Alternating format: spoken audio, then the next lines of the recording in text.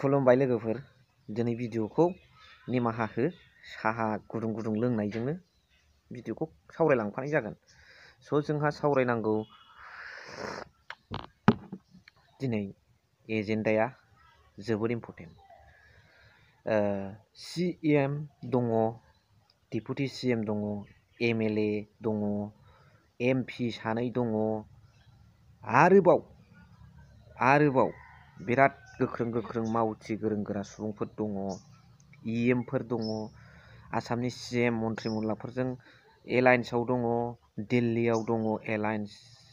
Prime minister Narendra Modi home minister Amit Shah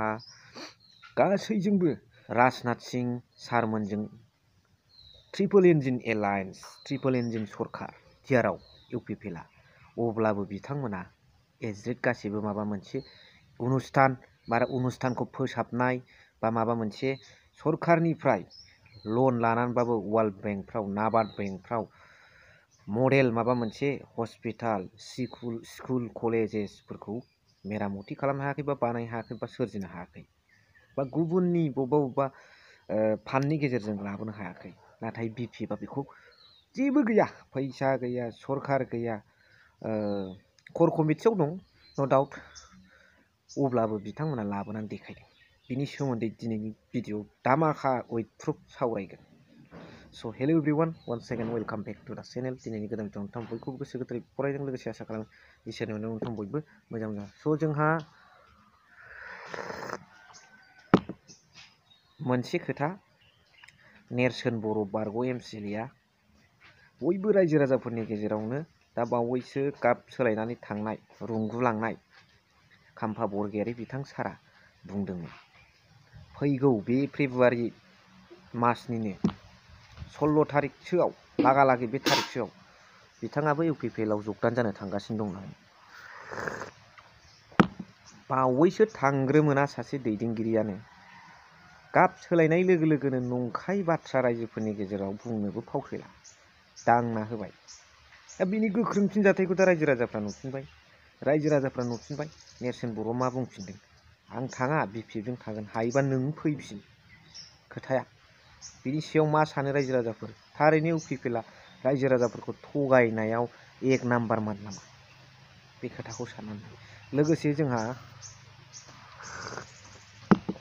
सावरायनांगौ टपिकआ जे BPFआ दा बर्थमानाव मा दं सरकार गैया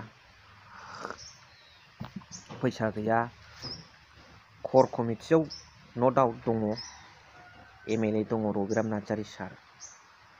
अब्लाबो बिथांमोना माखासे स्कुल कलेज मडेल बा हस्पिटाल वर्ल्ड बेंकनिफ्राय लन लानानै होन बबेबा ब्रिज बा बबेबा मोनसे फान्डनि गेजेरजों लाबोनानै मावफैदों जोबोद बाख्नायथाव नाथाय जाय दोलोआ BTR सरकार सालायगासिनो दं प्रमद बर' सारनि नेतृत्वआव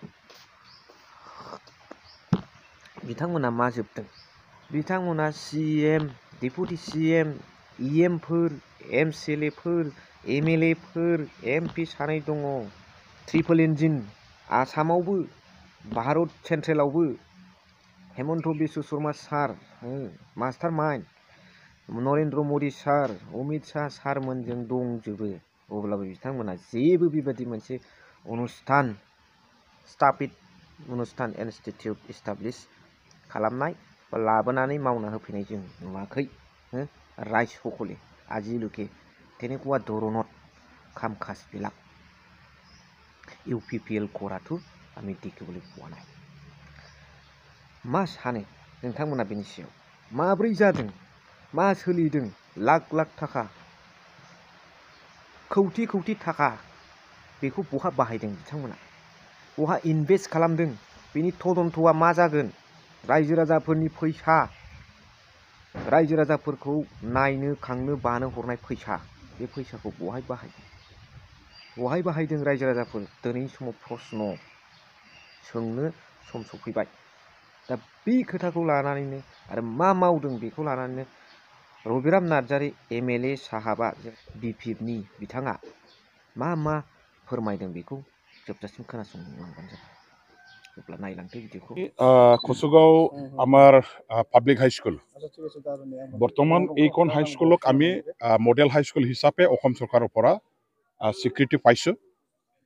প্ৰতিটো সমষ্টিত এখন এখনকৈ যেহেতু মডেল হাই স্কুল বনাবৰ কাৰণে অসম চৰকাৰৰ ফালৰ পৰা যোৱাবাৰ আমাৰ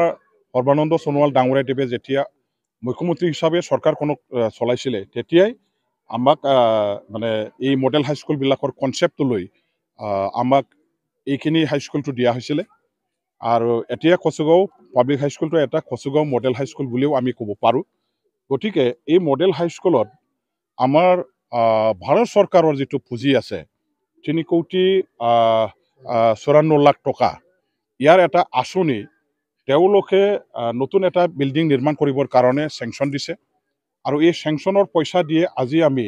অসম চৰকাৰৰ এটা আঁচনি আছে। এই আঁচনিৰ নামটো হ'ল যে সমগ্ৰ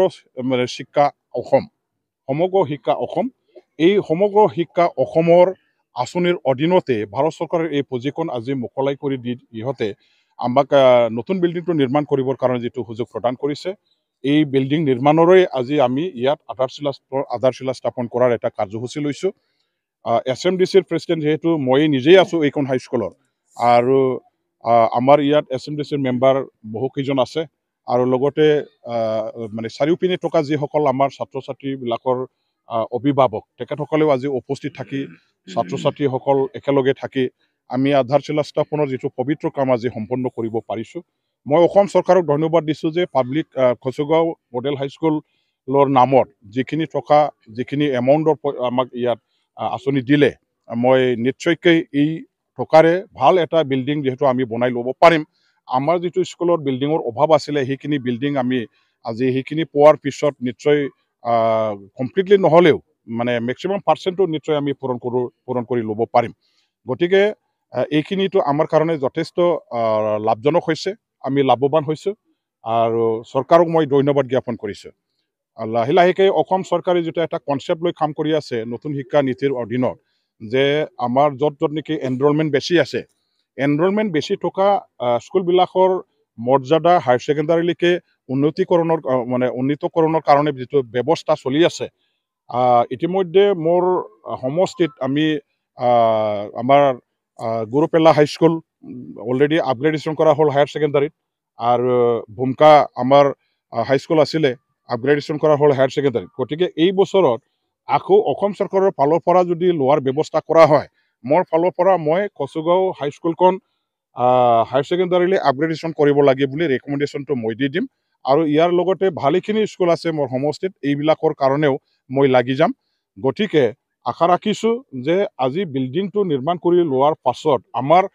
অনাগত দিনবিলাকৰ হায়াৰ ছেকেণ্ডাৰী যদি আপগ্ৰেডেশ্যন ইয়াত হয় তেতিয়া নিশ্চয়কৈ এই অঞ্চলৰ বৃহত্তৰ অঞ্চল যিহেতু আমাৰ মানে ফৰেষ্ট এৰিয়া আৰু বেকৱাৰ্ড অঞ্চল মানুহবিলাকৰ আৰ্থিক অৱস্থা ভাল নহয়। গতিকে ইয়াৰে আমাৰ বাসিন্দাসকলৰ অভিভাৱকবিলাকৰ আমাৰ ছাত্ৰ ছাত্ৰীসকলে কোকৰাঝাৰ আমাৰ গোসাইগাঁও বা বঙাইগাঁৱত গৈ পেলাই উচ্চ শিক্ষা ল'বৰ কাৰণে যথেষ্ট অসুবিধা হয়, যথেষ্ট কঠিন হয় আৰু ইয়াত যদি হায়াৰ ছেকেণ্ডাৰী হয় তেতিয়া এই ফৰেষ্ট অঞ্চলৰ বৃহত্তৰ অঞ্চলৰ পৰা অহা ছাত্ৰ ছাত্ৰীসকলে হায়াৰ ছেকেণ্ডাৰীখন পঢ়িবৰ কাৰণে তেওঁলোকে ইয়াতে এটা ভাল শিক্ষা অনুষ্ঠান পাব। গতিকে ইয়াত যথেষ্ট দৰকাৰ আছে যে হায়াৰ ছেকেণ্ডাৰী যে হ'ব লাগে ইয়াৰ কাৰণে আমি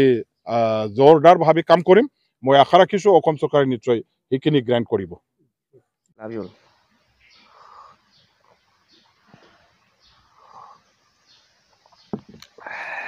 So thank you, sir. Thank you for watching. Love you all.